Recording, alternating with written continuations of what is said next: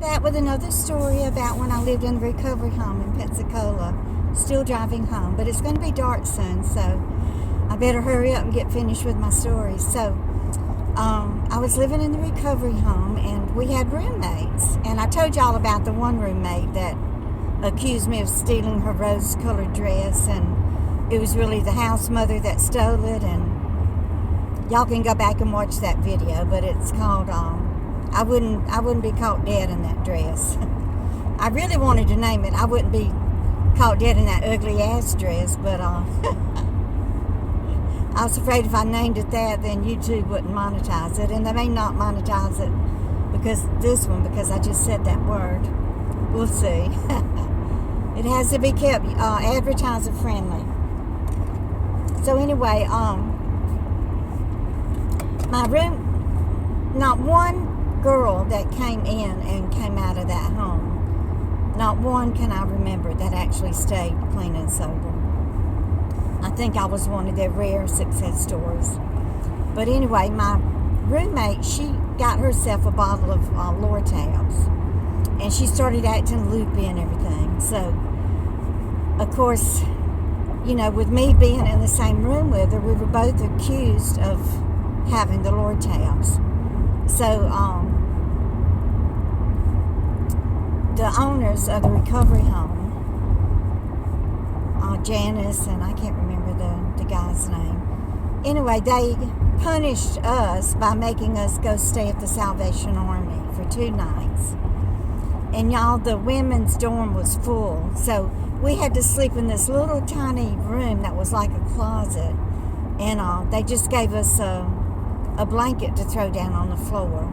And there were men's dirty underwear laying all over the floor. It was disgusting. Oh, Lord. Some of the things that I have put myself through, y'all just wouldn't believe it.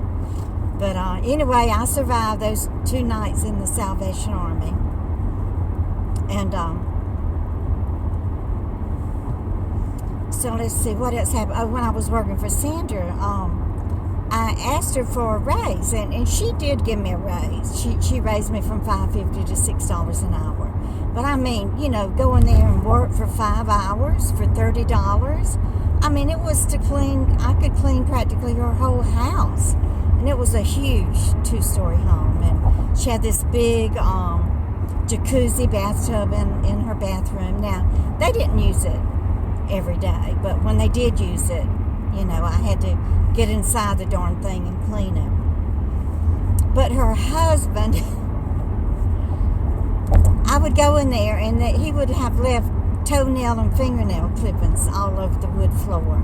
So I would have to vacuum that up and clean that up and everything. And then I had to do her grocery shopping for her. And then she would complain to me about, how much money she was having to spend. And she was only allotted $1,200 a week to run the house. So she had to be careful about how she spent her money. I mean, $1,200 a week?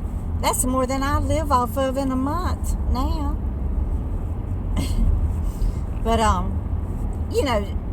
people that I work for, they would throw up their expenses in your face so that just to try to, a trick to try to keep you from asking for anything. Because the price of gas went up from $1.89 to, I think it was $2.09. And so I asked her, I said, can you give me more than $2, for gas or whatever it was? I think she was giving me $2, and I asked her to go up to $3, and she did. She told me, she said, well, I didn't realize, I don't know what the price of gas is because, she got her gas free from the gas tanks there at the scrapyard that her husband owned. So, anyway, her husband, I had to clean skid marks, y'all, out of his underwear. I mean, why didn't she tell him? Or why didn't he know to wipe his bottom? I mean, you don't leave skid marks in your underwear for the help to have to spray with spray and wash and rub them together and wash and try to get your skid marks out of your underwear.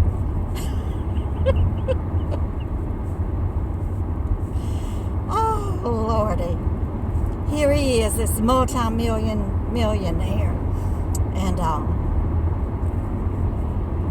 can't even wipe his bottom. But anyway, Sandra's dishwasher started just overflowing with suds. But we weren't using any kind of, sudsy automatic dish detergent. We used Cascade, and she did buy the name brand of everything. So she called Sears, and they sent a repairman out there, and he took that thing apart and could not find anything wrong with it. So the next day, I turn on the dishwasher, and I go and do the chores around the house and everything, and I walk into the kitchen, y'all, and that thing had overflowed, and I didn't see it, and I stepped in that slippery water, and I just went zoop. Just fell back on the back of my head.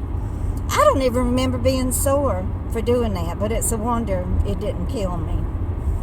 My head landing on that concrete. So finally, I think it was the third repairman that came out there. He discovered the problem. Sandra was so OCD that she had to have everything cleaned off of the countertops, whenever I was doing the cleaning and everything. Well, then she would come behind me and she had this little wand that you put the dishwashing liquid in, with a little spongy thing on the back, and dishwashing wand, I think that's what it's called. It had the little screw cap on the end. She would set that in the dishwasher to store it out of the way. Well, whenever we turned the dishwasher on, all of that dishwashing Dawn or whatever came out of it, and that's what was causing the suds. So finally, the third or fourth repairman discovered that dishwashing wand inside the dishwasher, and that's what was causing the problem. But she had to have every single thing stored inside of a plastic container, and she didn't label it, so you wouldn't even know if it was sugar or Splenda or whatever, but she knew. But there was one box of shredded wheat in that pantry, and her husband had told her she better not touch his box of cereal. He wanted to be able to reach into the pantry and get out his shredded wheat. Oh, she should have said, well, I have to pay the help to clean the skid marks out of your underwear, so don't complain to me about how I store your shredded wheat in the pantry. So I hope y'all like my little corny stories. I got a whole lifetime to tell you, and y'all just keep on coming back. Bye, guys.